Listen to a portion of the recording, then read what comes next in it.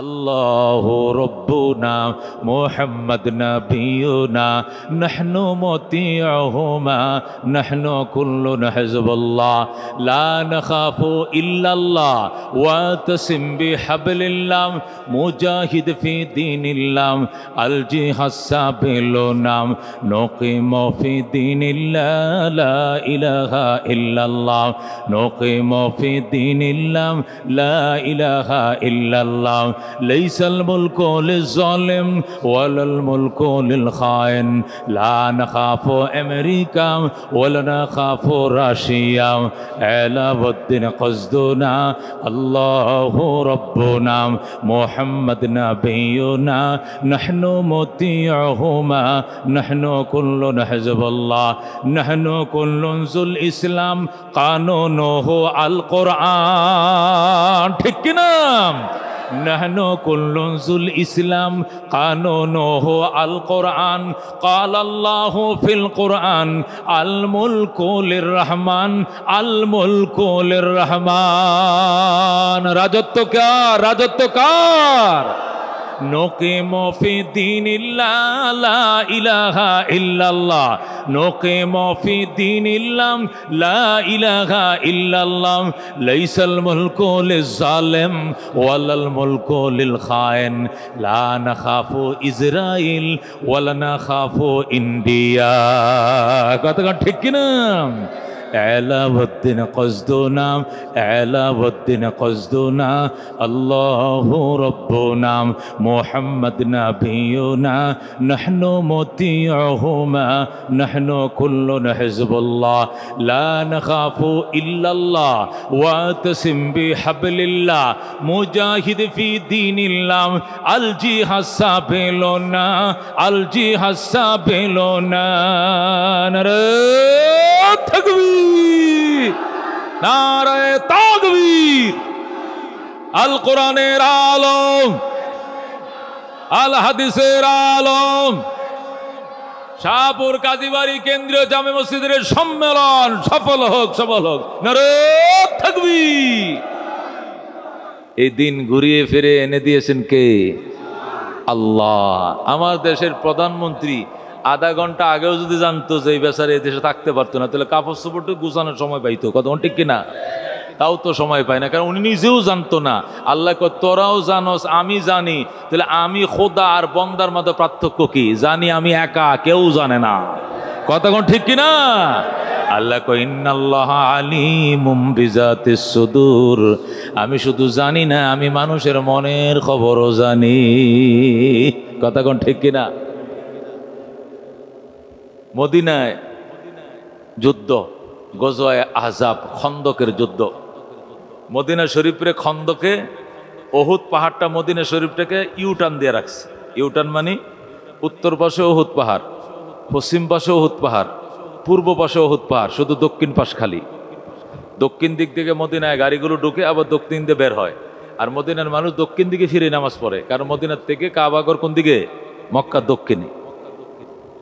এখন যুদ্ধ তো একটার পর একটা হচ্ছে হচ্ছে হচ্ছে হইতে হইতে খন্দকের যুদ্ধ ৫ম হিজরি সনের শেষ পর্যায়ে এসে এত সময় আসছে। কাফেররা ১০০০, মুসলমান ৩১৩ জন, কাফেররা ৩০০০, মুসলমান ১০০০, কাফেররা ৫০০০, মুসলমান ৩০০০। এবার শুনতে পাচ্ছে কাফের আসবে ১০,০০০-এর মতো। কয় হাজার? চিঠি লেখছে আমরা আনুমানিক ১০,০০০ আসতেছি, তোমরা রেডি হও। আল্লাহর হাবিব কয় আই এম রেডি। আল্লাহু আকবার, আমি প্রস্তুত। সাহাবায়ে কেরামকে নিয়ে নবীজি পরামর্শে বসলেন কিভাবে যুদ্ধটা করা যায়।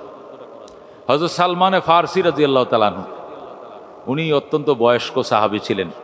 উনি ১৩০ বছর বয়সে ইসলাম কবুল করছেন। যেরকম সুবহানাল্লাহ। উনার বয়স যখন ১৩০, তখন প্রথম তিনি মুসলমান হয়েছেন। এরপরে মুসলমান হওয়ার পরে আরো ১০০ বছর দুনিয়াতে বাইচা ছিলেন। যেরকম সুবহানাল্লাহ। মানে বয়সের দিক থেকে সবচেয়ে সিনিয়র। এত এত লম্বা হায়াত কোন নবীর সাহাবীরা পায় নাই। নবীজি নিজে হায়াত পাইছে ৬৩ বছর, আবু বকর ৬৩ বছর, ওমর ৬৩ বছর, ওসমান আরো কম, আলী আরো কম, হাসান হুসেন আরো কম। হযরত সালমান ফারসি রাদিয়াল্লাহু তাআলা বলে, হুজুর আমার বাড়ি তো ইরানে, কাফেরদের বিরুদ্ধে যুদ্ধের যে কৌশল এটা আমি ছোট কাল থেকে বহু দেখছি। কেমনে কেমনে বুঝেন না? পৃথিবীর দুইটা পরাশক্তি, একটা এখন যেরকম ইংমার্কিন পরাশক্তি, ইংমার্কিন মানে কি, আমেরিকা আর ইংল্যান্ড, ব্রিটিশ, এরা হলো পরাশক্তি। তখন ছিল রোম আর ফারস্য পরাশক্তি। রোম মানে ইটালিরা, পারস্য মানে ইরানিরা। ইরানিরা ছিল এক পরাশক্তি, ইটালিয়ানরা ছিল আরেক পরাশক্তি, যাদেরকে রোম পারস্য বলা হতো। হয়তো সালমানের বাড়ি হলো ফারস্যে, সালমানে ফার্সি বলেন, ইয়া রাসূলুল্লাহ আমার মনে হয় আমি ছোটকাল থেকে তো বড় হয়েছি, 130 বছর বয়সে না মদিনায় আইছি, এর আগে তো আমি এই দেশে ছিলাম। রুমিদেরকে পারস্যরা সবসময় পরাজিত করেছে ফরিকা খনন করে, ফরিকা খাল কাইটা, বিরাট বড় মরুভূমির মধ্যে এই মাথার থেকে ওই মাথা খাল কাইটে লেছে। তো রুমিরা যখন আসছে, আইসা হঠাৎ করে সামনে বিরাট খাল দেখা এরা অবাক হয়ে গেছে, হতভঙ্গ হয়ে গেছে।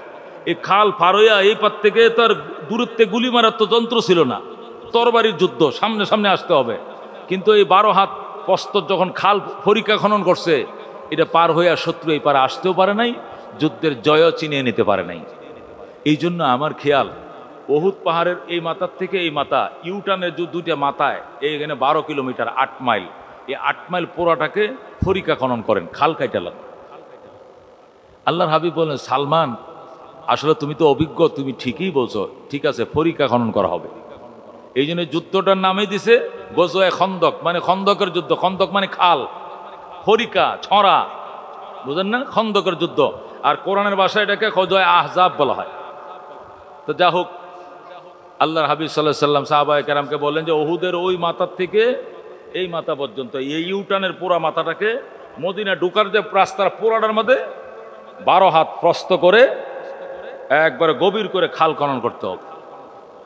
কারণ খাল তো মাটি কাটতে খাল নয়, আমাদের দেশে তো মাটি দিয়ে, কোদাল দিয়ে আর ওঁড়া দিয়া মাটি কাটতে এক জায়গায় তার জায়গায় ফেললেই পরে এটা খাল হয়ে যায়। ওই দেশে তো পাথর কাটে খাল বানাইতে হবে। মদিনায় দুর্ভিক্ষ চলছে, এর মধ্যে আল্লাহর হাবিব বলেন ফরিকা খনন করতেই হবে। সাহাবায়ে কেরাম ফরিকা খনন শুরু করলেন। মোটামুটি খাল কাটার কাজ শেষ। 3টা বড় বড় পাথর, এগুলো কোনো সাহাবীরা ভাঙতে পারছিলেন না। বিরাট এক একটা পাথর 10 টন 15 টন, এটা হাতুর দিয়ে বাইরে কেমনে ভাঙবো, বুঝেন না? 3টা পাথর ভাঙতে পারছিলেন না। তখন সাহাবায়ে কেরাম বলছেন, ইয়া রাসূলুল্লাহ এটা আপনার দ্বারা সম্ভব। রসুল বলেন, হাতুড়িটা আমার হাতে দে। বিসমিল্লাহ কয়া বড় পাথরটার মধ্যে হাতুড়ি দিয়ে টুক্কা দিলেন, ঠাস করে 2 টুকরা হয়ে গেল পাথর, যেরকম আল্লাহু আকবার। যখন পাথর 2 টুকরা হয়ে গেল, এই 2টা টুকরার মাঝখানে যে ফাইট দিল, ফেটে গেল পাথরটা, এই ফাটা দিয়ে একটা আগুনের ফুলকি বের হলো। আল্লাহু আকবার। আল্লাহর হাবিব সাল্লাল্লাহু আলাইহি ওয়াসাল্লাম এই অগ্নি ফুলকির দিকে তাকাইলেন, তাকানোর সাথে সাথে আল্লাহু আকবার বলে চিৎকার দিলেন। সাহাবায়ে কেরাম বলেন, হুজুর কোনো অবাক কাণ্ড দেখছেননি, আপনি আল্লাহু আকবার করে চিৎকার দিলেন কেন? নবীজি বললেন, সাহাবায়ে কেরাম আমি দেখেছি, আমাকে ওই রোমের রাজধানীটা আল্লাহ আমার হাতের কবজায় দিয়ে দিছে। আমাকে এই দৃশ্যটা এখানে দেখানো হয়েছে। বলেন কি? আলহামদুলিল্লাহ, তা আমাদের ভবিষ্যৎ উজ্জ্বল, আমরা ইটালি দখল করব, আর দেরি নাই, আল্লাহ তার নবীকে দেখায় দিয়েছেন। আল্লাহু আকবার। এরপরে 2য় পাথর, আল্লাহর হাবিব আবার হাতুড়ি নিয়ে 2য় পাথরে আঘাত করলেন। ওই পাথরটা সাথে সাথে জোড়া জোড়া টুকরা টুকরা হয়ে যায়, যেরকম আল্লাহু আকবার। আবার ওই পাথর বাঙ্গার ফাঁক দিয়া অগ্নি ফুলকি বের হলো, আগুনের যে ঝলক যখন বের হলো, আল্লাহর হাবিব আবার আল্লাহু আকবার বললেন।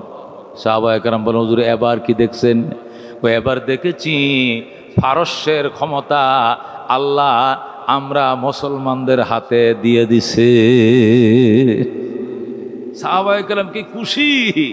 আরেকটা পাথর, 3 নম্বর পাথরে আঘাত করলেন, সেম ঘটনা, আবার আগুনের ফুলকি বেরিয়ে এলো। আল্লাহর হাবিব গো, এখন আপনি কি দেখলেন? আল্লাহর হাবিব বলেন, সাহাবায়ে কেরাম এখন দেখছি ইয়েমেনের রাজধানী, ইয়েমেনের এমন একটা দেশ, ইয়েমেনের রাজধানী সোনা নগরীর নিয়ন্ত্রণ আল্লাহ আমি মুহাম্মদুর রাসূলুল্লাহর হাতে দিয়ে দিছে। সাহাবায়ে কেরাম কি খুশি। পাথর ভাঙ্গাও শেষ, ফরিকা খননও শেষ, সুসংবাদ পাওয়াও শেষ, যুদ্ধ শুরু হয়ে যাবে। কাফেররা ইতিমধ্যে আসছে, সাহাবায়ে কেরাম অবস্থান নিছে। কাফেররা যেই আইসে দেখছে বিরাট বড় খাল, এইদিকে ওই উহুদ পাহাড়ে লাগছে খালের মাথা, ওই দিক দিয়ে উহুদ পাহাড়ে লাগছে খালের মাথা। এখন সাহাবায়ে কেরাম ওরা আক্রমণ করতে হলে খালে নামতে হবে, নাইমে উইটে এসে আক্রমণ করতে হবে, কিন্তু নামবে কে? আলী রাদিয়াল্লাহু তাআলা আনহু তরবারে হাতে নিয়ে কয়, মায়ের বুক খালি করতে কার মন চায়, নামো, আসো। হ্যাঁ, হায়দার খোদা, খোদার সিংহ কিন্তু প্রস্তুত, শুধু খালে নামবা, উঠতে দিব না, সেখানে জাহান্নামে পাঠায় দেব, যেরকম আল্লাহু আকবার। তখন একটা বীর বিক্রম ছিল মক্কার, তাকে হায়ার করে আনছিল আবু সুফিয়ান যুদ্ধের জন্য, সেইটা নামছে, নামে আলী তুই না হয়ে মদিনার অন্য কোনো বীর বিক্রমকে পাঠা, তুই তো আমগো দেশের মানুষ, মক্কারই মানুষ, তুই তো মক্কাতে চলে এসো এই দেশে, তোরা আর আমরা তো একই দেশের মানুষ, মদিনার কোনো বীর বিক্রমকে পাঠা। আলী কয়, দূর বেটা, তোর জন্য কোনো বীর বিক্রম পাঠানোর দরকার, শেরে খোদা আলীর একটা হাতে তোর জন্য যথেষ্ট, যেরকম আল্লাহু আকবার।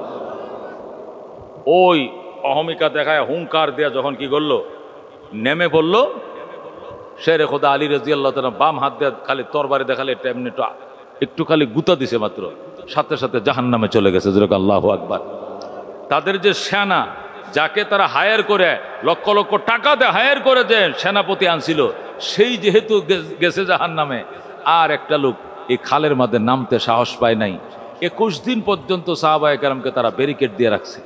21 দিনের মাথায় সাহাবায়ে কেরামের খাবার শেষ, খেজুর শেষ, পানি শেষ, হ্যাঁ, সমস্ত রসদপত্র শেষ হয়ে গেছে। মাতা নাসরুল্লাহ, মাতা নাসরুল্লাহ বলে সাহাবায়ে কেরাম যখন চিৎকার মিত্তে শুরু করলেন, তখন আল্লাহ বলেন, আলা ইন্না নাসরুল্লাহি করিব। আল্লাহু আকবার। সাহাবায়ে কেরাম, কান্দিস না, আমি আল্লাহর সাহায্য অতি নিকটে, অতি নিকটে, অতি নিকটে। আল্লাহু আকবার। আল্লাহ যখন এই আয়াত নাজিল করলেন, একটু পরেই একদম কালবৈশাখীর মতো মদিনার আকাশ অন্ধকারে ছেয়ে গেল, ঝড় তুফান একসাথে, ঠাডা বিজলি শুরু হয়ে গেল। আরবের মানুষ তো ঝড় তুফান দেখে অভ্যাস নাই, কালবৈশাখী দেখে অভ্যাস নাই, ঠাডা বিজলি দেখে অভ্যাস নাই। যখন আকাশটা অন্ধকারে ছেয়ে গেল, তখন বেঈমানরা পলাইতে শুরু করলো, আর বলল, আয় রে আয়, গেলে আয়, মুহাম্মাদের খোদার গজব আমাদের উপরে নাজিল হয়ে গেছে। আল্লাহু আকবার। এই যে কাফেররা পলাইলো, আর পিছনের দিকে তাকাই না, লুঙ্গি তুয়ে পলাইছে ময়দান থেকে, যেরকম আল্লাহু আকবার। শেষ পর্যন্ত খন্দকের যুদ্ধে সাহাবায়ে কেরাম বিজয় লাভ করলেন। বিজয় লাভ করার পরে বিজয় নিশান উড়াইয়া তারা মদিনা শরীফ গেলেন। মদিনা শরীফ যাওয়ার পর, মদিনায় পৌঁছার পর সাহাবায়ে কেরাম এবার ইহুদি নাসারাদের সাথে গল্প করে, শুনছস দোস্ত, কি ওই দিন দেরি নয় রে, আল্লাহ রোমের নিয়ন্ত্রণ আমাদেরকে দিবেন, পারস্যের নিয়ন্ত্রণ আমাদেরকে দিবেন, হ্যাঁ, ইয়েমেনের রাজত্ব আমরা করব। কই পাইছো যে গল্প? কইটা খন্দকের যুদ্ধে ফরিকা খনন করার টাইমে পাথর ভাঙতে গিয়া পাথরের ফাঁকে ঝলক মেরেছিল, ঝলকের মধ্যে আল্লাহ তার বন্ধুকে সচক্ষে দেখিয়েছেন, যেরকম আল্লাহু আকবার। কাফেররা, মদিনার ইহুদিরা, নাসারারা, কাফেরেরা, মুশরিকেরা মদিনার অলিতে গলিতে বদনাম ঘটায়, বদনাম রটায়, দুর্নাম রটায়, আর বলে মুহাম্মদ আদার ব্যাপারী হইয়া জাহাজের খবর লয়। নাউজুবিল্লাহ। মুহাম্মদ আদার ব্যাপারী হইয়া জাহাজের খবর লয়। ভাত খাইতো, ভাত পায় না, একটা খেজুর খায়া 3 দিন কাটায়। এরাও নাকি রুমের ক্ষমতা নেবে, এরাও নাকি পারস্য চালাবে, এরাও নাকি ইয়েমেনের উপরে রাজত্ব করবে। শুনছনি আদার ব্যাপারে জাহাজের খবর লয়। এই সংবাদ, এই অপপ্রচার যখন মদিনার মধ্যে বেঈমান কাফেরেরা মুহাম্মদুর রাসূলুল্লাহ সাল্লাল্লাহু আলাইহি ওয়াসাল্লামের বিরুদ্ধে রটাইতে শুরু করলো, তখন আমার আল্লাহ সাথে সাথে এই আয়াত দিয়া জিবরাইলকে তার বন্ধুর কাছে ফাটায়। আল্লাহু আকবার। আল্লাহ ডাক দেখা, বন্ধু জিবরাইল জলদি যা, আমার বন্ধুর কাছে যা, এই আয়াত কানা আমার বন্ধুর কাছে পৌঁছায় দে। জিবরাইল আলাইহিস সালাম নবীজির কাছে আসছেন এই আয়াত নিয়ে, কুলিল্লাহুম্মা মালিকাল মুলক তুতিল মুলকা মান তাশা ওয়া তানজিউল মুলকা মিম্মান তাশা ওয়া তুইজ্জু মান তাশা ওয়া তুযিল্লু মান তাশা বিয়াদিকাল খায়র ইন্নাকা আলা কুল্লি শাইইন কাদির। আল্লাহু আকবার। কুলিল্লাহুম্মা, হে আমার বন্ধু আপনি বলে দেন, আল্লাহুম্মা মানে হে আল্লাহ মালিকাল মুলক, আপনি ক্ষমতার মালিক, আপনি রাজ্যের মালিক, ক্ষমতার মালিক কে? আপনি ক্ষমতার মালিক। তুতিল মুলকা মান তাশা, আপনি যাকে চান তাকেই ক্ষমতা দেন। ক্ষমতার জন্য অস্ত্রের ভান্ডারের মালিক হওয়া লাগে না, ক্ষমতার জন্য ফেসিবাদ হওয়া লাগে না, ক্ষমতার জন্য টাকার বান্ডেলের মালিক হওয়া লাগে না, ক্ষমতার জন্য আল্লাহর করুণার মালিক হতে হয়। কতক্ষণ ঠিক কিনা? আল্লাহ তুতিল মুলকা মান তাশা, আয় আল্লাহ আপনি যারে চান তারে ক্ষমতা দেন। ওয়া তানজিউল মুলকা মিম্মান তাশা, যার থেকে চান আপনি ক্ষমতা ছিনিয়ে নেন। তুইজ্জু মান তাশা, যাকে চান আপনি সম্মানের পাত্র বানান। ও তুজিল্লু মান তাশা, যাকে চান আপনি অপমানিত করেন, লাঞ্ছিত করেন। বিয়াদিকাল খাইর, কল্যাণ ও অকল্যাণ সব আপনার হাতেই, অন্য কাহারও হাতে নয়। আল্লাহু আকবার।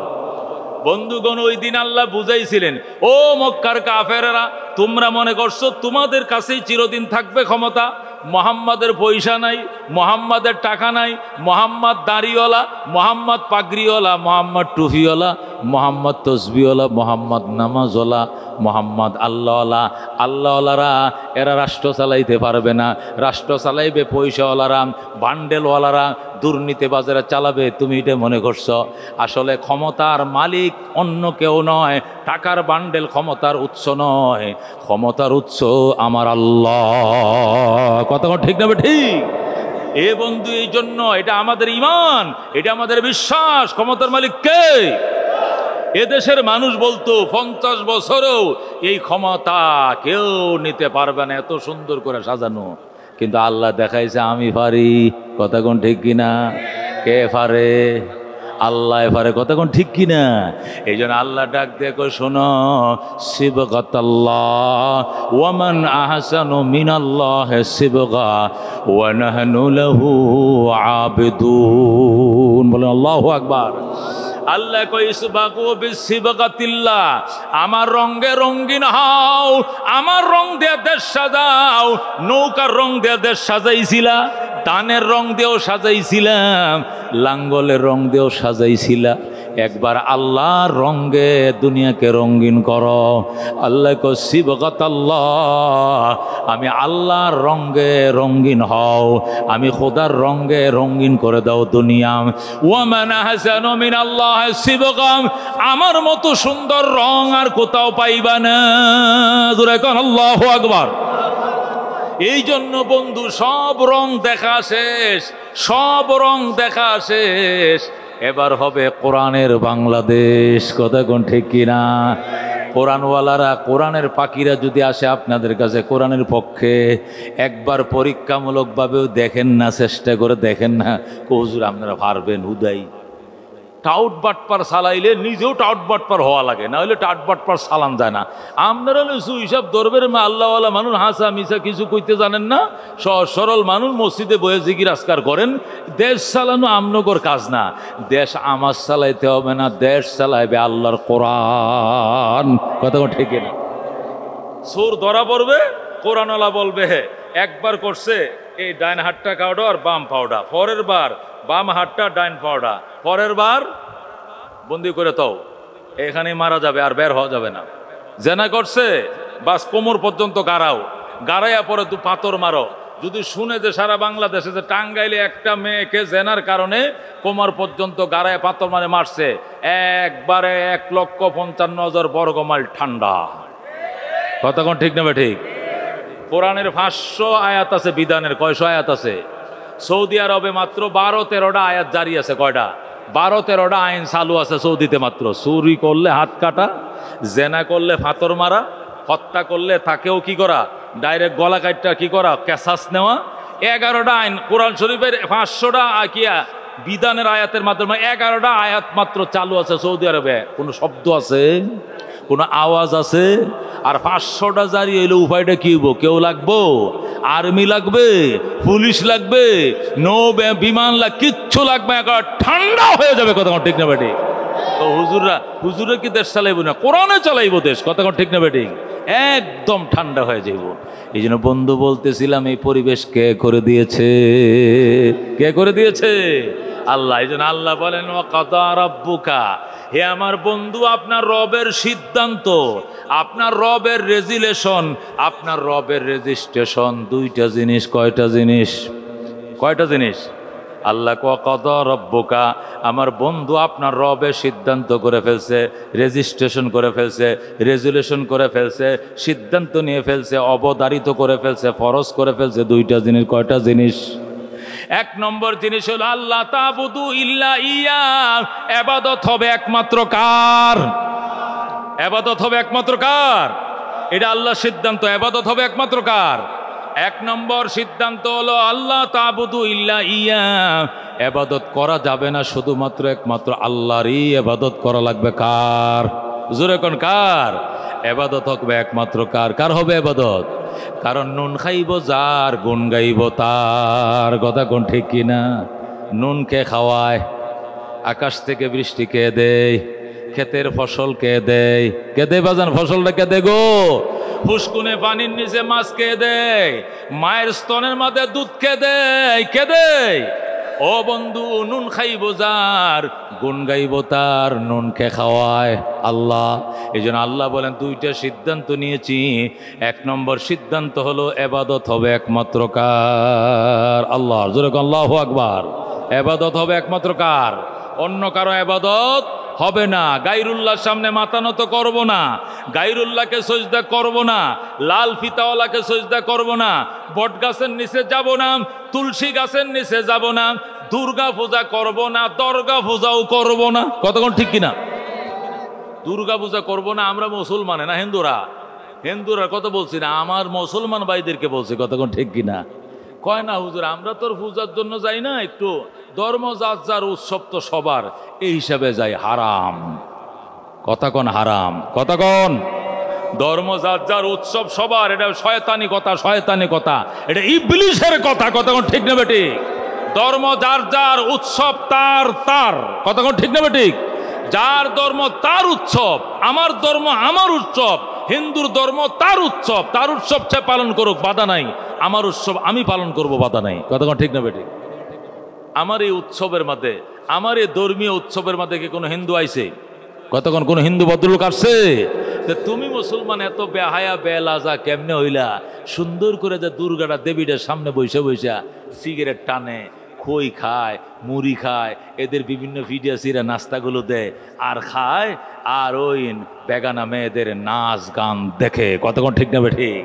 কয় এটা সম্প্রীতির দেশ বাংলাদেশ, তো সম্প্রীতি বজায় রাখার জন্য, তুমি সম্প্রীতি বজায় রাখার জন্য কি নাচ দেখা লাগবো? সম্প্রীতি বজায় রাখার জন্য কি দুর্গা পূজা তুমি উপভোগ করা লাগবে? তোমাকে কি আল্লাহ ন্যূনতম লাজ শরম দেয় নাই? ও বেহায়া বেলাজা, তোরে কে বলছে ধর্ম যার যার উৎসব সবার?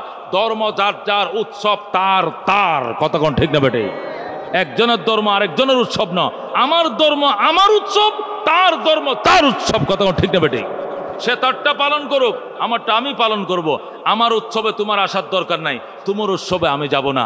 আমি আমার ধর্মকে বিক্রি করতে পারবো না। কতক্ষণ ঠিক না বেঠিক?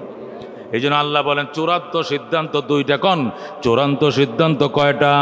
দুইটা। এক নম্বর সিদ্ধান্ত হলো ইবাদত হবে কার?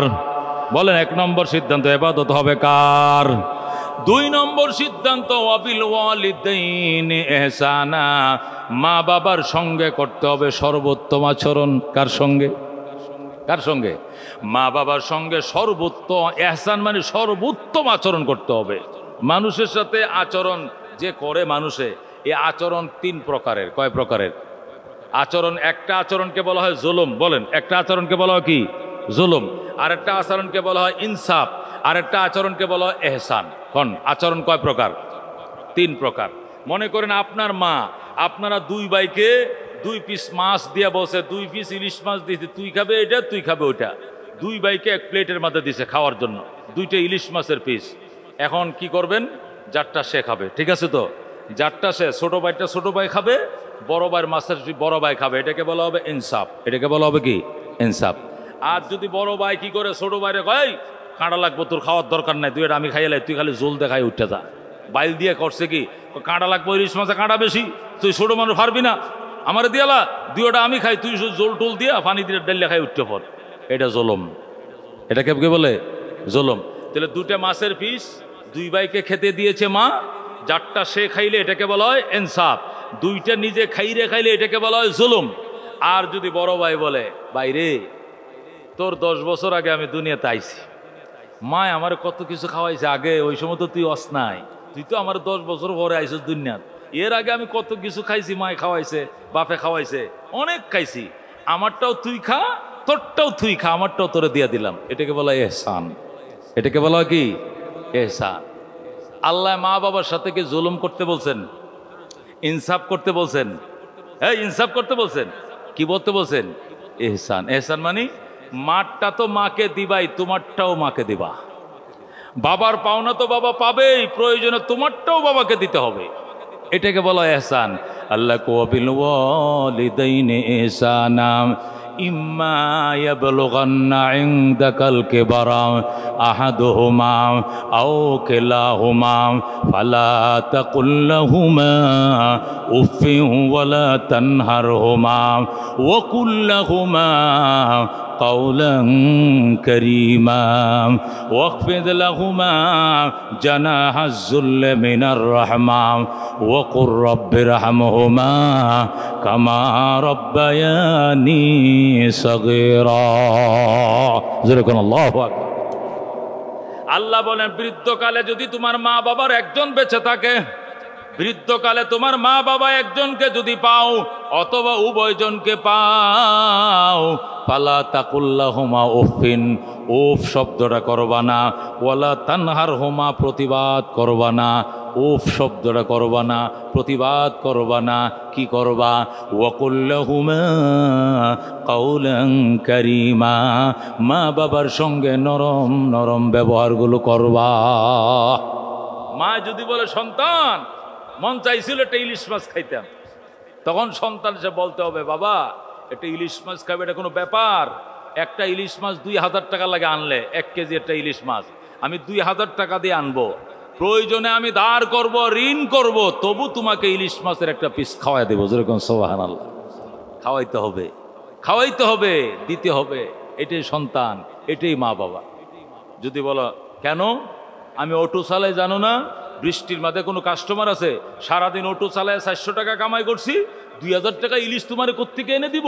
জিব্বাটা খাটো করো, যা মন চায় তা চাইও না, চুলদারি ফাঁকছে, বয়সে ফাঁকছে না বাতাসে ফাঁকছে, বুঝো না কয় টাকা কামাই করি, চাইছো কয় টাকা, এরকম বলে বাবা মারে শাসানো যাবে না, ধমক দেওয়া যাবে না, বরং নত জানো হয়ে বলতো, বাবা নিজের গায়ের চামড়াটা বিক্রি করে হলেও তোমার পছন্দের জিনিস তোমাকে খাওয়াবো। যেরকম সুবহানাল্লাহ, একে বলে মা বাবা, একে বলে মা বাবা। আল্লাহ নবী বলেন হুমা জান্নাতুকা আও নারুকা, নবী বলেন সাহাবা কেরাম রে, মা বাবাই তোমার জন্য জান্নাত, এ মা বাবাই তোমার জন্য জাহান্নাম। জোরে আল্লাহু আকবার। মা বাবার খেদমত করছো গো, মা হাত বাড়াইছে, মালিক আমার কুখা, আমার ময়না, আমার আদরের সন্তান বৃষ্টিতে ভিজে, রোদে শুকিয়ে বৃষ্টিতে ভিজে সারাদিন কষ্ট করে কামাই করে আমার জন্য খাঁটাল আনছে, আমার জন্য আনারস আনছে, আমার জন্য আঙ্গুর আনছে, আমার ঔষধ, শ্বাসকষ্টের ঔষধ আনছে আমার জন্য। মালিক তোমার দরবারে দোয়া করি, আমার পুত্রে তুমি জান্নাতের মেহমান বানাইও, আমি বড় খুশি, তুমিও তার প্রতি খুশি হয়ে যাও। নবী বলেন দোয়া করতে দেরি হবে, কবুল হইতে দেরি হবে না। সুবহানাল্লাহ। আল্লাহ নবী বলেন ক্বালা রাসূলুল্লাহ সাল্লাল্লাহু আলাইহি ওয়াসাল্লাম রিদার রাব্বি ফি রিদাল ওয়ালিদাইন ওয়া সাখাতুর রাব্বি ফি সাখাতিল ওয়ালিদাইন। রাহমাতুল লিল আলামিন সাল্লাল্লাহু আলাইহি ওয়াসাল্লাম ইরশাদ করেন, সাহাবায়ে কেরাম রে, রিদার রাব্বি ফি রিদাল ওয়ালিদাইন, মা বাবার সন্তুষ্টির উপরে আল্লাহর সন্তুষ্টি নিহিত, মা বাবার অসন্তুষ্টির উপরে আল্লাহর অসন্তুষ্ট নিহিত। মানে আমার আল্লাহ, তোমার মা বাবা তোমার উপরে খুশি, আমার আল্লাহ তোমার উপরে অসন্তুষ্ট। জোরে কোন নাউযুবিল্লাহ। ক্বালা রাসূলুল্লাহ সাল্লাল্লাহু আলাইহি ওয়াসাল্লাম, রাহমাতুল লিল আলামিন সাল্লাল্লাহু আলাইহি ওয়াসাল্লাম ইরশাদ করেন, ইন্নাল জান্নাতা তাহাতা আকদামিল উম্মাহাত। ও সাহাবায়ে কারাম, জান্নাত তোমার মা বাবার পায়ের নিচে। আল্লাহু আকবার। তোমার মা বাবার পায়ের নিচে তোমার জান্নাত। ওই মা বাবার তুমি কখনো কষ্ট দিও না বাবা, এই মা বাবার কষ্ট দিও না। আল্লাহর হাবিব সাল্লাল্লাহু আলাইহি সাল্লাম ইরশাদ করেন, তিন ব্যক্তির দোয়া বিতায় যায় না, দোয়া করতে দেরি হয়, কবুল হইতে দেরি হয় না। তার মধ্যে এক নম্বর হলো মা বাবার দোয়া। নবী বলেন মা বাবার দোয়া আর আল্লাহর আরশের মাঝখানে কোনো পার্টিশন নাই, দোয়া করার সাথে সাথে কবুল হয়ে যায়। আল্লাহু আকবার। রাহমাতুল লিল আলামিন সাল্লাল্লাহু আলাইহি ওয়াসাল্লাম ইরশাদ করেন, সাহাবায়ে কেরাম, তোমার মা তোমার বাবা যতই গরিব হোক, যতই কালো হোক, যতই কুশ্রী হোক, এটাই তোমার মা। তোমার মা যদি মানুষের ঘরের কাজের বুয়াও হয়, তোমার বাবা যদি মানুষের বাড়িতে বদলাও দেয়, কাজও করে, তোমার বাবা যদি রিক্সাও চালায়, ভ্যান চালায়, অটো চালায়, বদলা দেয়, মাটি কাটে, রুয়া লাগায়, আল্লাহু আকবার, মেলে কাজ করে, অথবা দিনে আনে দিনে খায়, এইটাই তোমার বাবা, এইটাই তোমার মা। এদের দিকে মায়ার নজরে তাকাও, নজর ফিরানোর আগে কবুল হজের সওয়াব। চোখটি ফিরানোর আগেই তোমাকে কবুল হজের সওয়াব দিব। এদেশের কোনো বিশ্ব সুন্দরীর দিকে তাকাইলে হজের সওয়াব পাওয়া যাবে, প্রধানমন্ত্রীর দিকে তাকাইলে, বিরোধী দলের নেত্রীর দিকে তাকাইলে হজের সওয়াব পাওয়া যাবে, কোনো এই দেশের কোনো নায়িকা গায়িকার দিকে তাকাইলে হজের সওয়াব পাওয়া যাবে, এমন কোনো কথা কোরআন হাদিসে লেখা নাই। কিন্তু নিজের মা, জনম দুঃখিনী মা, যিনি তোমাকে পেটে ধারণ করেছিলেন গো বাজান, এর দিকে মায়ার নজরে তাকাও, নজর ফিরানোর আগে কবুল হজের সওয়াব পাইবা। যেরকম আল্লাহু আকবার। সাহাবী প্রশ্ন করেন, মান আবার ইয়া রাসূলুল্লাহ, ওগো আল্লাহর হাবিব, কার সঙ্গে সুন্দর আচরণ করব, কার সঙ্গে ভালো আচরণ করব? রসুল বলেন উম্মাকা, তোমার মায়ের সঙ্গে। প্রশ্ন করলেন সুম্মামান, এরপরে কার সঙ্গে? রসুল বলেন উম্মাকা, তোমার মায়ের সঙ্গে। আবার প্রশ্ন করলেন সুম্মামান, এরপরে কার সঙ্গে? রসুল বলেন উম্মাকা, তোমার মায়ের সঙ্গে। মার কথা তিনবার বলছেন, কয়বার? সাহাবী প্রশ্ন করলেন সুম্মামান, এরপরে কার সঙ্গে? আল্লাহর হাবিব বলেন সুম্মা আবাকা, এরপরে তোমার বাবার সঙ্গে। মায়ের কথা নবী তিনবার বলেছেন, বাবার কথা একবার বলেছেন। বাবার হকের থেকে মায়ের হক 3 গুণ বেশি। কথা কোন ঠিক কিনা? কেন 3 গুণ বেশি? কারণ বাবা মা যৌথভাবে সংসার চালাইছে, বাবা মা যৌথভাবে ছেলে মেয়েদেরকে আদর করছে, লালন পালন করছে, ঠিক আছে, কিন্তু মা এমন কিছু কষ্ট এক্সট্রাভাবে করেছে, এ কষ্টের মধ্যে বাবার কোনো পার্টনারশিপ নাই, বাবার কোনো জয়েন্ট ভেঞ্চুরি নাই, এখানে বাবার কোনো অবদান নাই। এই কষ্টগুলো শুধু মা একাই বহন করেছে। যেমন 10 মাস 10 দিন পেটে বহন করা, এটা পুরাটা একা মায় বহন করছে না, বাবাও বহন করছে। 9 মাস মায় বহন করছে পেটে, আর 1 মাস শুধু আব্বাই রাখছিল, তাই না? রাখছিল। পুরা 10 মাস 10 মাসে কে রাখছে পেটে? মা। এখানে বাবার কোনো পার্টনার নাই, বাবা জানেও না বাচ্চা পেটে রাখলে যে কি কষ্ট, এটা বাবা বুঝেও না। কথা ঠিক কিনা? কারণ যে বহন করছে সে বুঝে এই একটা কষ্ট। 2 নম্বর কষ্টে বাচ্চাটাকে ডেলিভারি করতে গিয়া মৃত্যুর যে যন্ত্রণা মা বুক করেছিল, একটা ডেলিভারির যন্ত্রণা মৃত্যুর সে কম না, এটা মৃত্যুর যন্ত্রণার মতো। নর্মালে যে বাচ্চা ডেলিভারি হয়, মার চোখগুলো বের হয়ে যায়, অজ্ঞান হয়ে যায়, মাথায় পানি ডাল লাগে, নিজের স্বামীর ডাইকে বলে মাফ করে দিয়েন, আপনার পায়ের নিচে আমার জান্নাত, আমি বাঁচবো না, স্বামী গো আপনার অনেক অবাধ্যতা করছি, আমারে ক্ষমা করে দিয়েন। সবার থেকে ক্ষমা চায়, মা আমারে মাফ করে দিও, বাবা আমাকে মাফ করে দিও। শাশুড়ির কাছে মাপ চায়, শ্বশুরের কাছে মাপ চায়, নিজের বাবা মার কাছে মাপ চায়, স্বামীর কাছে মাপ চায়। চিরবিদায় নিয়ে মা কাঁদতে থাকে, বাঁচতেও পারি, ডেলিভারির ব্যথায় মারাও যাইতে পারি। এই যে যন্ত্রণা, এটা মা ছাড়া বাবায় কোনোদিন বোঝে নাই। এই হলো 2 নম্বর কষ্ট। 3 নম্বর কষ্ট, টানা 30 মাস, কয় মাস? 2.5 বছর পর্যন্ত মা দুধ পান করাইছে। একদিনও কি বাপে দুধ পান করাইছে নি? একদিনও বাবায় দুধ পান করায় নাই। এই 3টা কষ্ট মা এককভাবে করেছে। এই জন্য মায়ের দাবি 3 গুণ বেশি, মায়ের হক 3 গুণ বেশি। বাবার হক 1 গুণ, মার হক 3 গুণ। জোরে কোন আল্লাহু আকবার। রাহমাতুল লিল আলামিন সাল্লাল্লাহু আলাইহি সাল্লাম পরিষ্কার বলেছেন, ওয়ালা তাউকান্না ওয়ালিদাইক, ওয়ালা তাউকান্না ওয়ালিদাইক। মুসলিম শরীফের হাদিস, হযরতে মুআয ইবনে জাবাল রাদিয়াল্লাহু তাআলা আনহু থেকে বর্ণিত। হযরতে মুআয ইবনে জাবাল রাদিয়াল্লাহু তাআলা আনহু বলেন, নবীজি আমাকে পরিষ্কার বলছেন, ওয়ালা তাউকান্না ওয়ালিদাইক, হে মুআয কোনোদিন কশ্চিনকালে মা বাবার নাফরমানি করিস না। ওয়াইন আমারাকা, যদিও তোমার মা বাবা তোমাকে নির্দেশ দেয়, আনতা খুরুজা মিন আহলিকা ওয়া মালিকা, ফ্যামিলিকে তালাক দেওয়ার জন্য ফ্যামিলি তালাক দিতে হবে, সম্পদ ছেড়ে দেওয়ার জন্য সম্পদ ছেড়ে দিতে হবে, তবু গো মা বাবা ছাড়া যাবে না। কথা কোন ঠিক কিনা? যদি মা বলে, সন্তান তুই যে বউ বিয়ে করে আনছস, এই শরীর তো চামড়া সুন্দর, অন্তর সুন্দর না, এই মেয়ে তো শাশুড়িরে আদর করে না, এই মেয়ে তো শ্বশুরে গরম পানি করে দেয় না, এই মেয়ে চালচলন আমার পছন্দ হচ্ছে না, বিদায় দিয়ে দাও, এখনো সময় আছে, নাতিপতি হওয়ার আগে আগে ঝামেলা মিট করো, দেরি করা যাবে না। বুঝ পরামর্শের সময় নাই। মায় কইছে, বাবায় বলছে, বিদায় দিয়ে দিতে হবে, মনে কিছু নিও না, তোমারে দিয়ে আমার সংসার চলবে না, তুমি অন্য ছেলের ঘরে যাও, আমি অন্য মেয়ে দেখলাম, 1 2 3 চলে যাও বাপের বাড়ি, এই বলে বিদায় দিয়ে দিতে হবে। যেরকম সুবহানাল্লাহ, এটা আল্লাহর হাবিবের কঠোর নির্দেশ। ওয়ালা তাউকান্না ওয়ালিদাইক, হে মুআয কশ্চিন কালেও মা বাবার নাফরমানি করিও না। ওয়াইন আমারাকা, যদিও তোমার মা বাবা তোমাকে হুকুম দেয়, নির্দেশ দেয়, আনতা খুরুজা মিন আহলিকা ওয়া মালিকা, তুমি তোমার ফ্যামিলিকে বিদায় করে দাও, সম্পদ ছেড়ে দাও, দেরে দিতে হবে। মা যদি বলে, সন্তান তুই চট্টগ্রাম ফোর্ডে চাকরি করস, আমি একা ঘরে শুয়ে রয়েছি, কোন সময় মারা যায় আমি জানি নাই, সরকারি চাকরি ছেড়ে চলে আয়, আইসে এখানে শাহপুর এলাকায় অটো চালায় খাবে, সারাদিন অটো চালাবে, ডাইল ভাত মায়ের সাথে খাইবে, ঘুমাবে, আমি জানি না কবে মারা যায়, আমার সরকারি চাকরির দরকার নাই, দেশে চলে আয়, অটো চালায় খাবে, মায়ের পাশে থাকবে, সাথে সাথে সরকারি চাকরি রিজাইন দিয়া সন্তানকে মায়ের কাছে চলে আসা ফরজ। ফরজ। আমি সরকারি চাকরি ছেড়ে দেবো মায়ের কথা, গুল্লি মারো মায়ের কথা, আমি চাকরি ছাড়বো না। যে সন্তানের সিদ্ধান্ত নেবে, দুনিয়াতে তার কপালে কষ্ট আছে, পরকালে তো কষ্ট আছেই। কতক্ষণ ঠিক নেবে ঠিক? এটা করা যাবে না। মা বাবা এমনই জিনিস বাজান, আপনারা জানেন হযরত ইব্রাহিম আলাইহিস সালাম কই থাকতেন? ফিলিস্তিন। কই থাকতেন? ইব্রাহিম আলাইহিস সালাম থাকতেন ফিলিস্তিনে।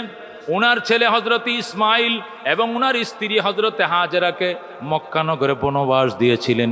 যখন ইসমাইল দুধের বাচ্চা ছিল তখন বনবাস দিয়ে এসেছিলেন। আল্লাহর পক্ষ থেকে নির্দেশ ছিল, এটা পরীক্ষা ছিল, ইসমাইল পরীক্ষা, ইব্রাহিম পরীক্ষার মধ্যে উত্তীর্ণ হয়েছিলেন। ইব্রাহিম বলতেন, আল্লাহ বৃদ্ধ বয়সে 120 বছর বয়সে তুমি আমার সন্তান দিছো, মতান্তরে 108 বছর বয়সে সন্তান দিলা, সন্তানের মায়ে কলিজারা ছিঁড়ে যায়, তুমি এত কঠিন হুকুম আমার দিছো, ঠিক আছে আমি বনবাস দিলাম, কিন্তু আমার মাঝে মাঝে যাইতে দিও। আল্লাহকে যাইতে পারবা, যায় এক নজর দেখে আবার তুমি ফিলিস্তিন চলে যাইবা, তুমি ছেলের কাছে, ছেলের মার কাছে থাকতে পারবা না।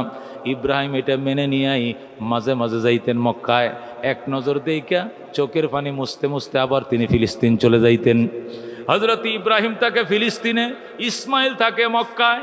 ইসমাইলের আম্মা হাজেরা মারা যায়, ইসমাইল বড় হয়ে গেছে, মক্কার মানুষ হযরত ইসমাইল আলাইহিস সালামকে বিয়ে করায় দিছে। ইসমাইল রে, তোর বাবা নাই, আমরা তো সমাজের লোকজন আছি, তোর জন্য মাইয়া দেখছি, তুই বিয়ে কর।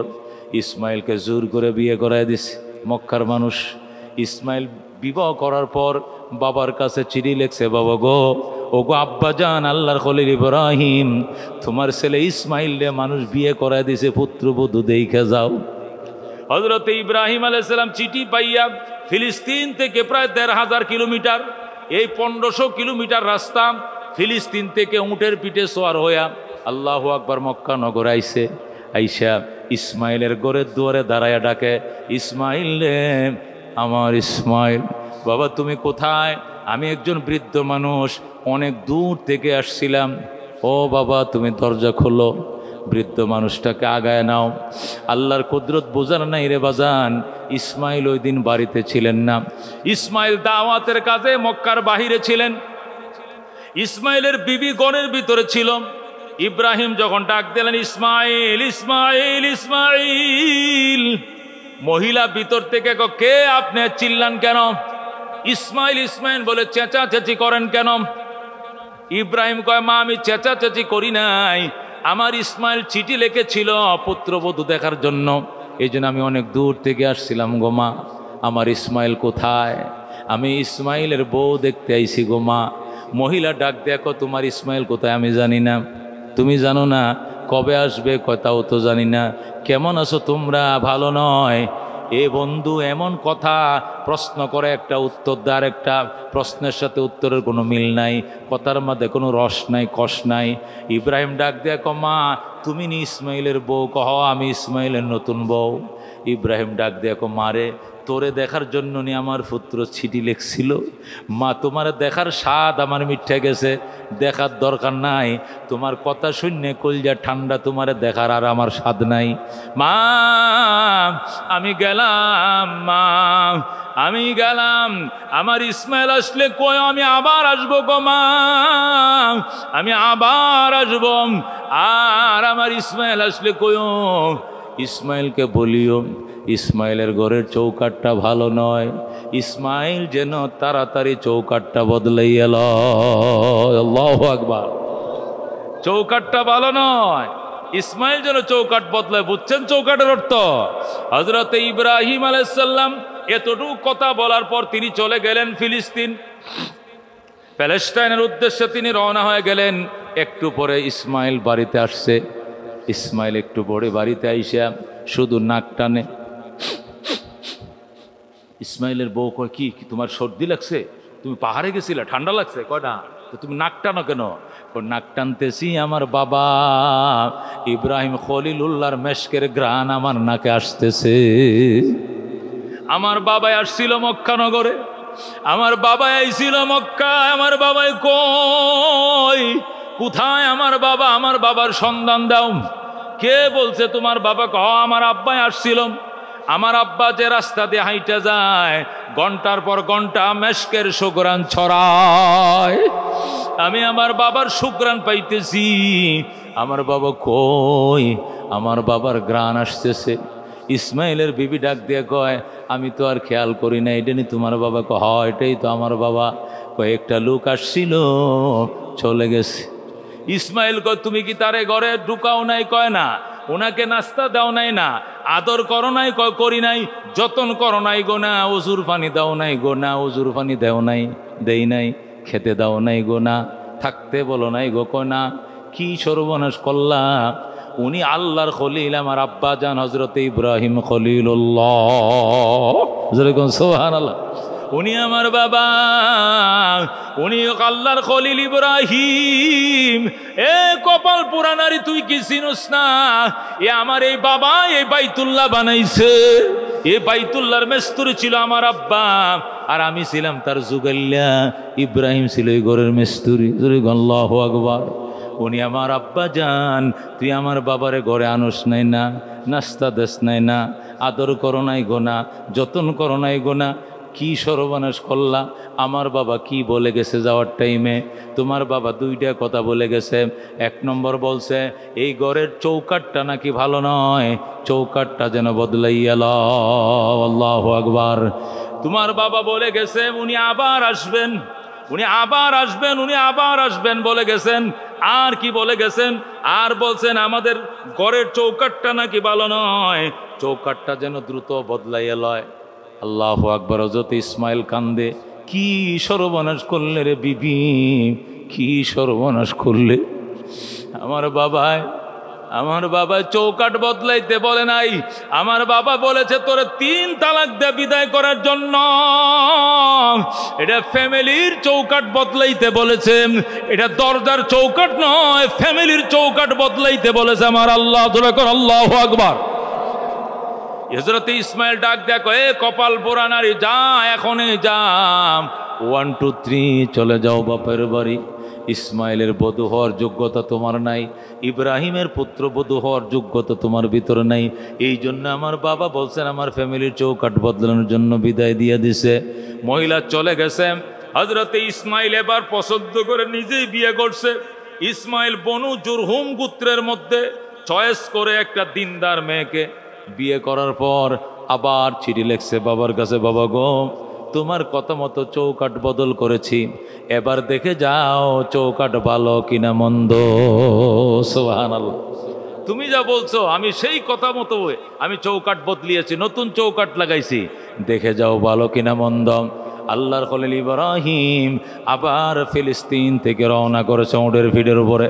মক্কা নগরে আইসা ইসমাইলের ঘরের দুয়ারে দাঁড়ায় ডাকে, ইসমাইল, ও আমার আদরের সন্তান ইসমাইল, আমি বুড়ো মানুষ, অনেক দূর থেকে আসছিলাম, দরজা খোলম, তোমার বাবাকে আগায় লাও, তোমার বাবাকে আগায় নাও, আল্লাহর খলিল আসছিলাম। ইসমাইল আজকেও বাড়িতে নাই, দাওয়াতের কাজে তিনি বের হয়ে গিয়েছেন। তিনি জানতেন না আজকে চলে আসবেন। ইসমাইল দাওয়াতের কাজে বাহিরে গেছেন, এটাও আল্লাহর কুদরতে বুঝার নাই রে বাজান।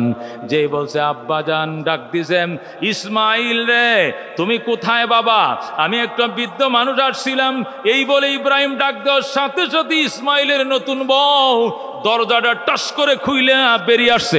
আল্লাহু আকবার।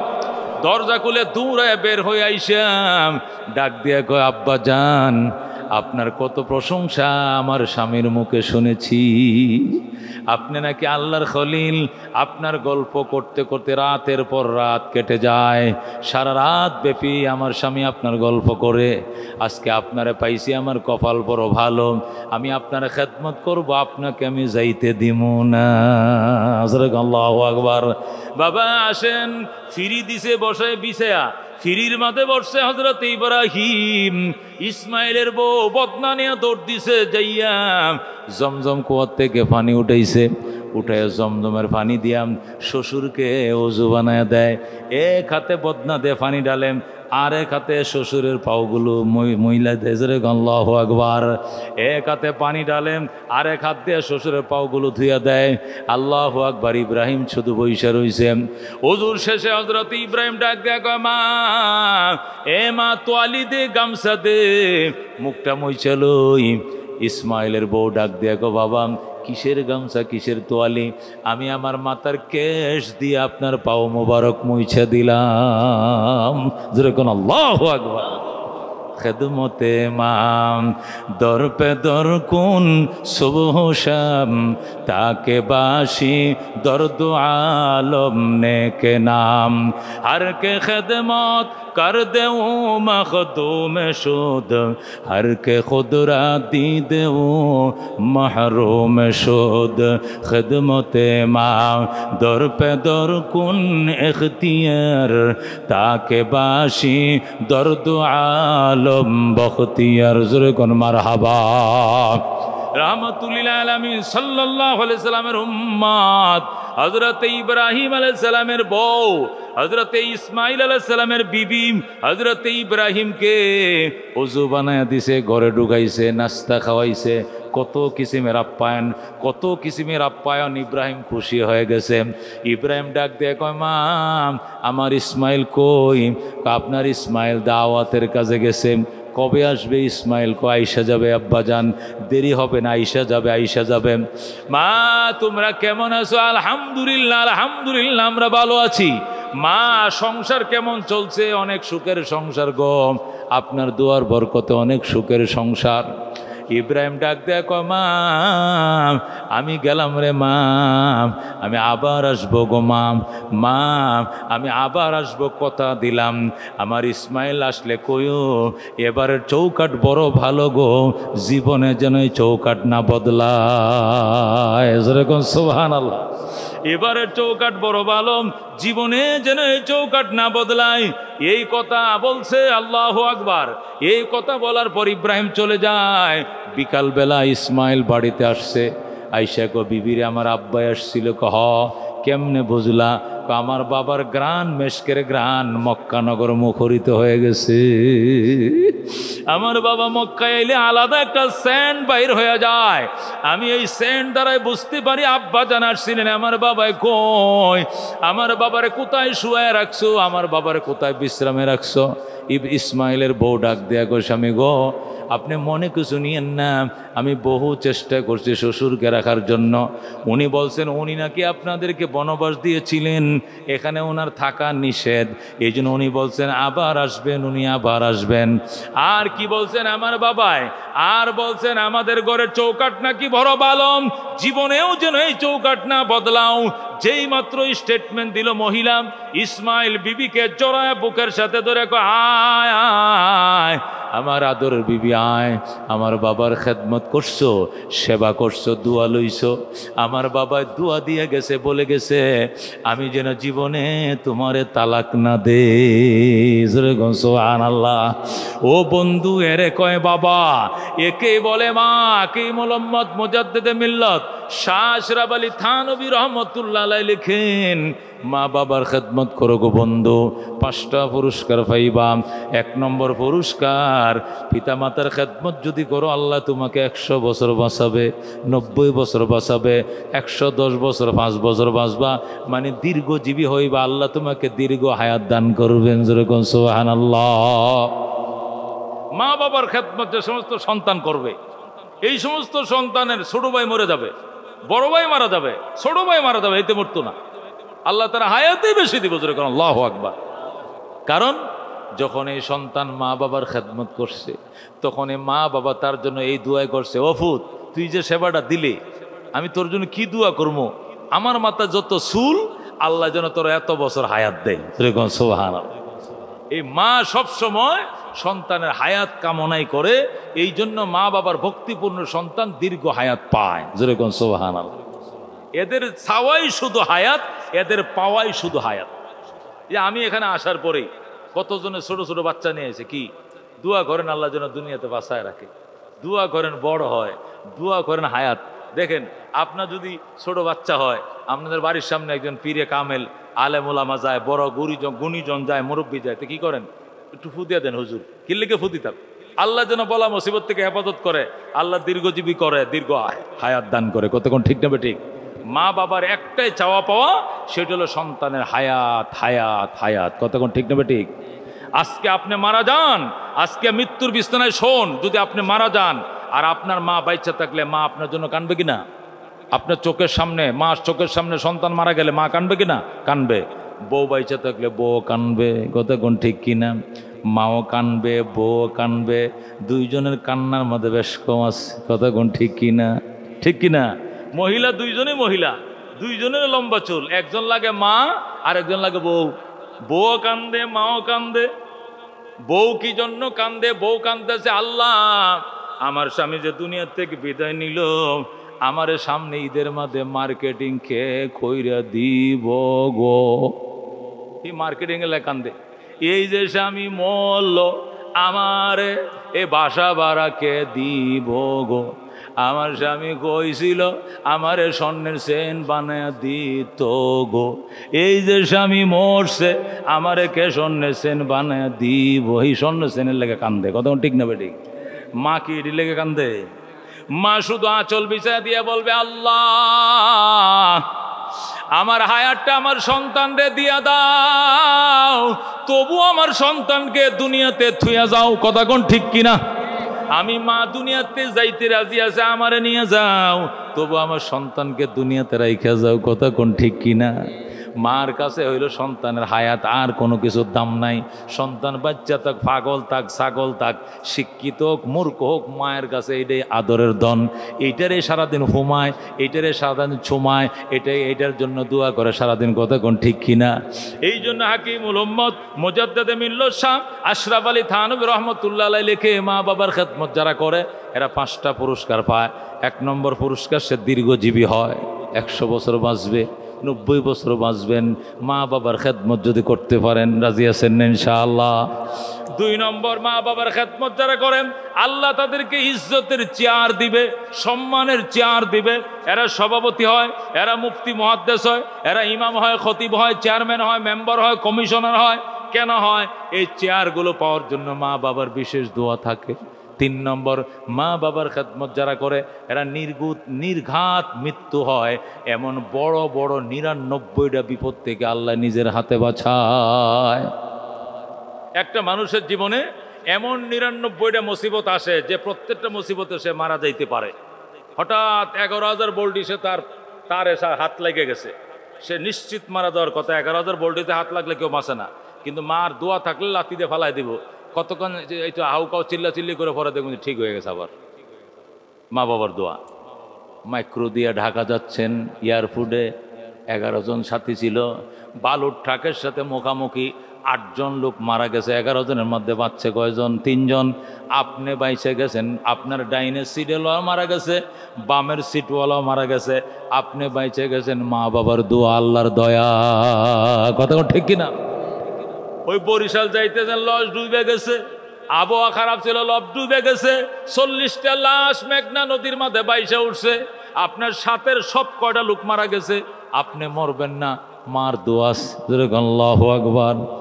এই জন্য হাকিমুল উম্মত মুজাদ্দিদে মিল্লাত বলেন, মা বাবার খেদমত করো গো, নির্ঘাত মৃত্যুর মুখ থেকে, বড় বড় মুসিবত থেকে আল্লাহ নিজ হাতে তোমাকে বাঁচাবে।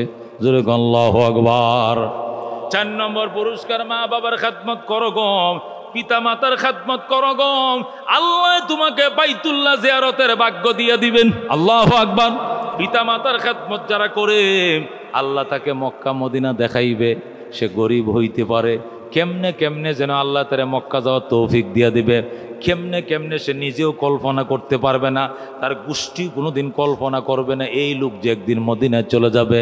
হয়তো অন্য কেউ তাকে পাঠায় দিবে, অন্য কেউ তাকে টাকা দিয়ে দিবে, যা আমার বাপের উমরা হস্তুই করে আর আমার মায়ের বদলি হস্তুই করে আয়, টাকা দিব আমি, মদিনায় যাবে তুমি।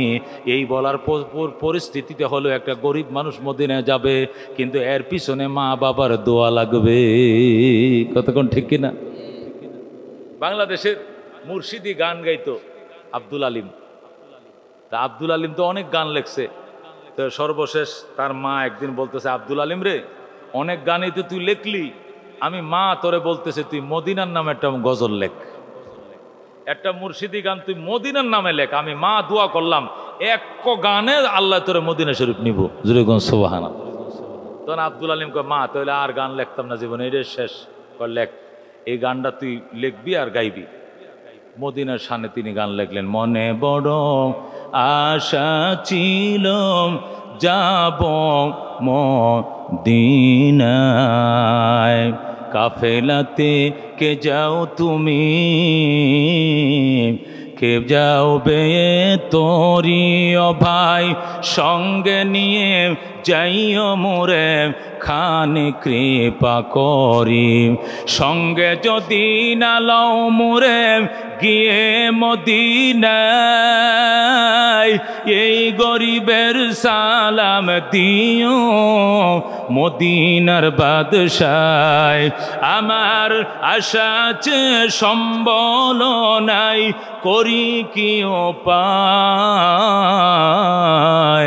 মনে বড় আশা ছিল যাব মদিনায়। সুবহানাল্লাহ। এই গান লেখছে কে? আব্দুল আলিম। এই গান লেখে ঢাকা শহরে এই দুতারা বেলা লয়ে ঘুরে আর এই গান গায়। মিরপুর এক জায়গায় বসে গান গাইতেছে, পুলা এলাকার পোলাবান দৌড়ে রেডিও সেন্টারে ঢুকাইছে। মিরপুর শেওড়াপাড়া খাজিপাড়া সেন্টারে ঢুকায়, কয় এই পাগল একটা গান গাইব স্যার, এটা দিয়ে দেন। কি গান গাইবে? কয় মদিনার নামে আমি গজল লেখছি, এটা গামু। গা। এই পরে বাংলাদেশ বেতারে আব্দুল আলিমের গান সম্প্রচার হলো, মনে বড় আশা ছিল যাব মদিনা। এই গান যখন রেডিওতে সম্প্রচার হলো, তখন তো আর ফেসবুক ইউটিউব ছিল না। এই বাংলাদেশ বেতার এটাকে ভাইরাল করে দিয়েছে সারা দেশে। এই গানের জন্য এই এক গানে আব্দুল আলিমের মানুষ চিনছে। আগের গান দিয়ে আব্দুল আলিমের গুড়ার টিম কেউ চিনত না। এক গান দিয়ে তার নাম কাম সবাই জানছে। গোলশানের এক ধনী মহিলা আব্দুল আলিমকে খবর পাঠাইছে, আব্দুল আলিম সাহেব আমার সঙ্গে দেখা করবেন, আমার এই ঠিকানা। পরে আব্দুল আলিম দেখা করতে গেছে, তুমি কি মদিনায় যেতে চাও? কলিজা ছিঁড়ে যায়। টাকা দিব আমি, মদিনা যাইবে তুমি, যাও যাও যাও। যেরকম আল্লাহু আকবার। পরে এই গানে সে মদিনায় যায়।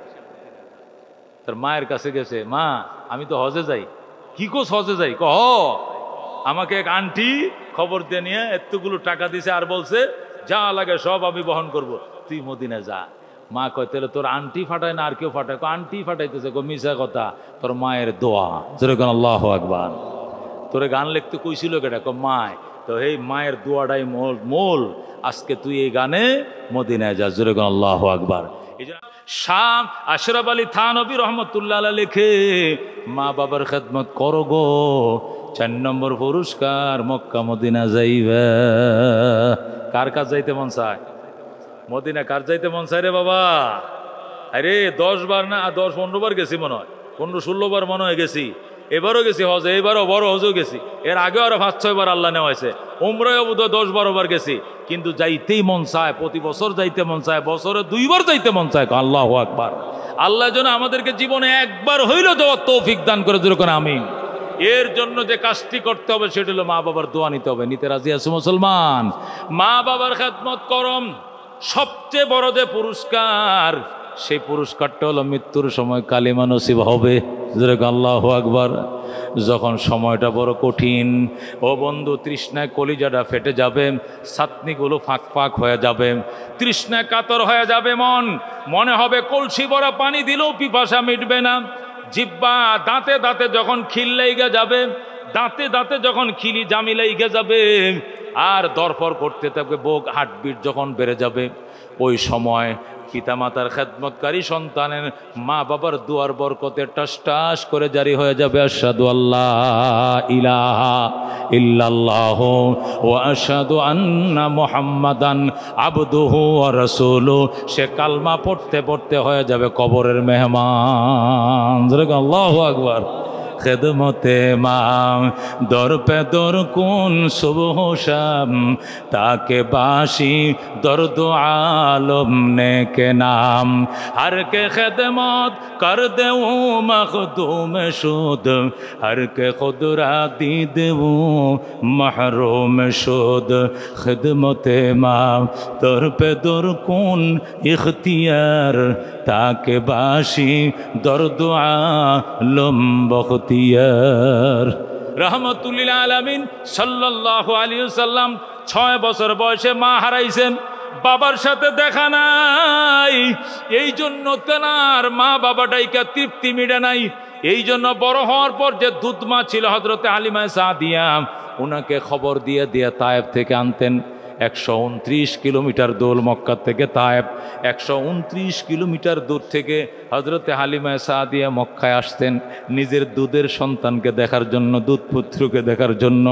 আল্লাহর নবী যখন জানতেন ওই রাস্তা দিয়ে হালিমা আসতেছেন, রাস্তার কিনারে যায় দাঁড়ায় থাকতেন, নিজে কুলে করে নিজের মায়কে উটের পিঠ থেকে নামাইতেন, নিজের পরনের চাদরটা বিছায়া দিতেন, আর বলতেন, মা আমি মুহাম্মদুর রাসূলুল্লাহ, আমার গায়ের চাদর তোমার জন্য বিছায়া দিলাম, তুমি আমার গায়ের চাদর উপরে বসো। আল্লাহু আকবার।